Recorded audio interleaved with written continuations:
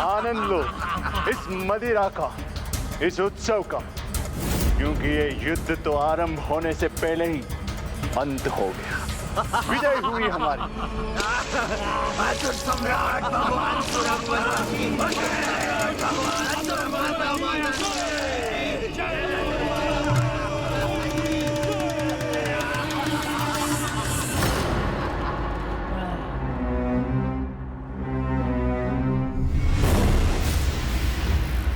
मेरी मदिरा कैसे समाप्त हो गई?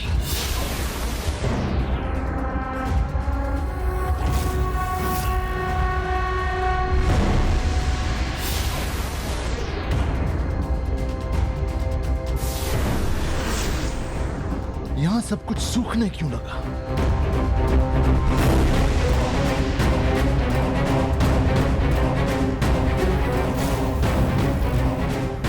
इस अकाल का प्रभाव महेंद्रपुरी पर भी होने लगा। हमारा दाव उल्टा कैसे पड़ गया?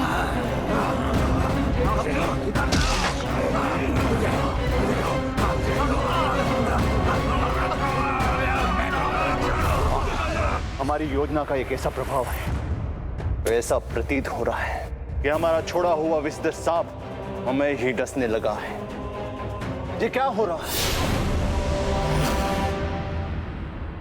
सत्य है, बुरे कर्म उस बाण के समान ही हैं। ये स्वयं पर ही लौटकर आघात प्रकट करते हैं। दूसरों के लिए विपत्तियों का कुआं खोदने वाले स्वयं उस कुएं में जा गिरते हैं। ये कैसी परिस्थिति बन गई है? धरती का रक्त सोखकर ये महेंद्रपुरी को मरुभूमि बना रहा। जल के अभाव में ये असुर एक दूसरे के रक्त के प्यासे हो गए। मां, शीघ्र कुछ कीजिए।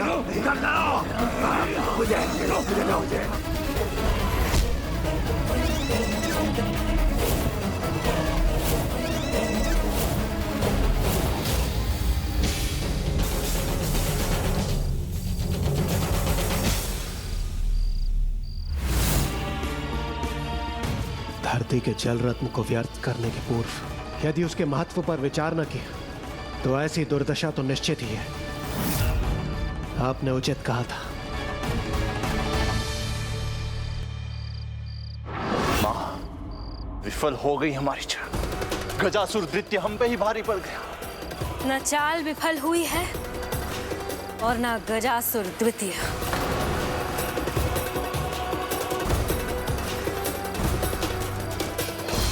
जय मां चंडी, जय मां। अभी नहीं,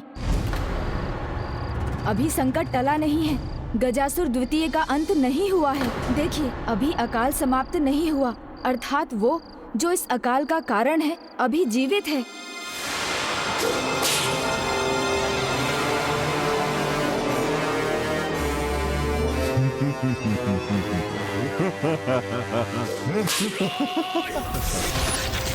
श्रम तो बहुत किया है मैंने, थोड़ा विश्राम तो बनता है ना देवी। और कुछ क्षणों के लिए मैंने आंखें क्या मूंद ली, आपने तो मुझे मृत समझ लिया।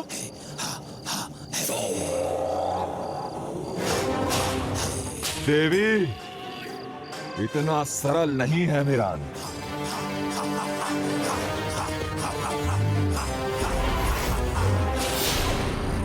ताप नहीं, श्राप हूं मैं, सबका सर्वनाश हूं मैं।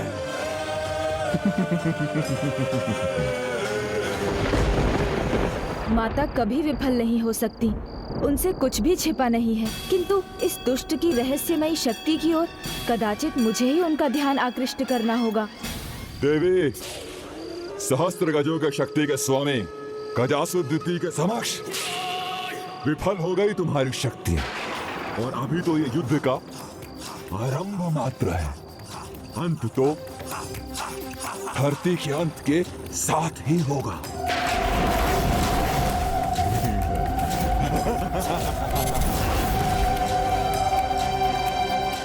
मूषक जी। जी प्रभु। उचित अवसर है, इस युद्ध का भाग बनने का उपाय सूझ गया मुझे। कैसे प्रभु?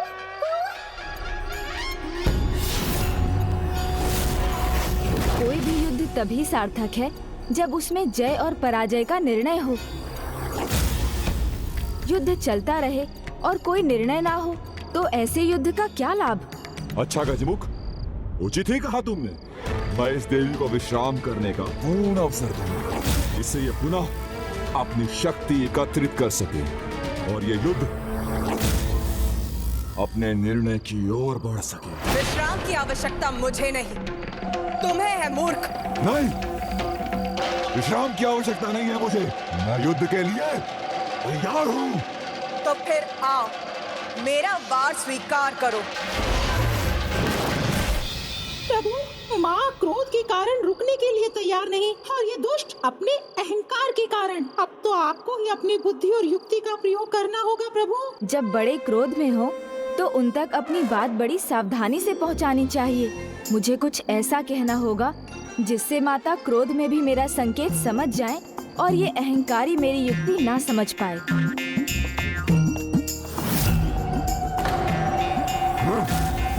वीर और सच्चा योद्धा वही होता है जो अपने शत्रु को अपनी शक्ति एकत्र करने के लिए विश्राम का भी अवसर देता है, और ऐसा वो ही योद्धा कर सकता है जिसे अपने बल और तप पर पूर्ण विश्वास हो और इस अवस्था में वो वार नहीं करता, अपितु अपने विरोधी योद्धा का युद्ध भूमि में पूर्ण शक्ति के साथ आने की प्रतीक्षा करता है।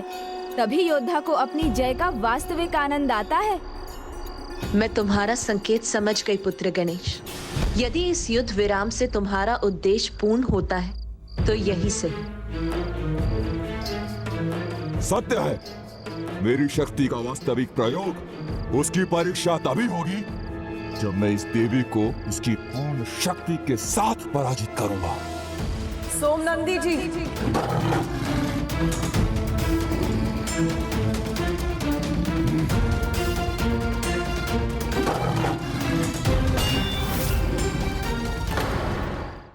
मूषक जी, आइए अब योजना का दूसरा भाग क्रियान्वित करें और इस असुर को उकसाएं कि वो मुझे भी युद्ध में सम्मिलित करे, क्योंकि माता तो इसकी अनुमति कदापि नहीं देंगी।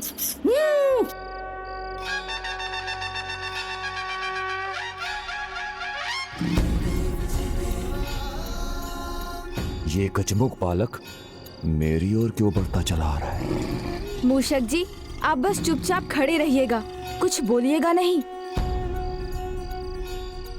क्या हुआ? तुम्हारी दृष्टि मुझ पर क्यों टिकी है? तुम तो परिचित लग रहे हो। ओहो, समझा, तुम तो गजासुर के पुत्र हो, वही असुर जो अपने आप को महासुर मानता था, किंतु मेरे पिताश्री के कारण मृत्यु को प्राप्त हुआ। बस, शिवपुत्र हो गए तुम, किंतु मुझसे नहीं बच सकोगे। प्रभु, ये तो क्रोध में आग बबूला हो रहा है। हाँ मूषक जी, यही तो चाहिए। बड़ी भयंकर मृत्यु हुई थी उनकी। मेरे पिताश्री के परम भक्त नंदी जी ने उधर चीर दिया था उनका। मेरा प्रतिशोध तो उससे भी भयंकर होगा। धरती का वक्ष चीर कर उसका संपूर्ण रक्त सोख लेगी मेरी शक्ति, और उसके बाद मैं तुम सबका अंत करूंगा।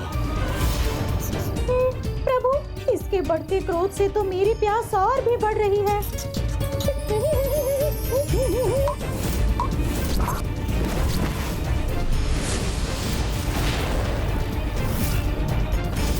आश्चर्य, मूषक जी के श्वेत की बूंद के स्पर्श से इतना विचलित हो गया है। तुम्हारा ये स्वप्न कभी पूरा नहीं हो पाएगा गजासुर द्वितीय, किंतु तुम हो तो भाग्यशाली जो अभी तक जीवित हो, क्योंकि माता का हृदय तो माता का ही होता है। वो तो अपने शत्रु को भी अनेक अवसर देती हैं, उन पर दया करती हैं। किंतु यदि मैं तुम्हारे साथ युद्ध कर रहा होता तो अब तक तुम काल के गाल में समा गए होते। अच्छा, इतना विश्वास है स्वयं पर, तो तुम भी मुझसे क्यों नहीं युद्ध कर लेते? हाँ हाँ, क्यों नहीं, अवश्य करता युद्ध, किंतु बस माता की अनुमति चाहिए, क्योंकि आप अकेले हम दो से युद्ध करें और हम आप पर भारी पड़ जाएं, ये तो उचित नहीं होगा ना। हाँ, मेरी भुजाएं भी युद्ध के लिए भड़बड़ा रही हैं। अब और विश्राम नहीं। मैं तुम दोनों, माता और पुत्र को एक साथ युद्ध के लिए चुनौती देता हूँ। देवी, दे दो अपने पुत्र को अनुमति। मैं भी तो देखूं, ये केवल बातें करता है या युद्ध भी? मूर्ख असुर, तेरे लिए तो मैं अकेली ही पर्याप्त हूं।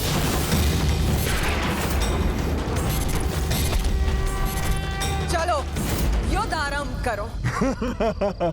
भयभीत हो गई ना कि कहीं तुम्हारा ये पुत्र मेरे हाथों मृत्यु को प्राप्त ना हो जाए। मेरी तपोशक्ति और बल के आगे मां की ममता जाग गई।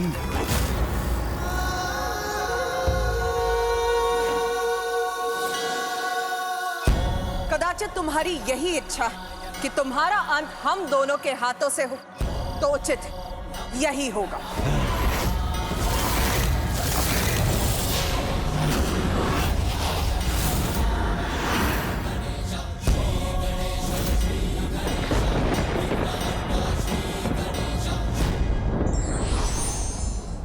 कभी कभी किसी अति सूक्ष्म घटना में भी बड़ी से बड़ी समस्या का समाधान छिपा रहता है।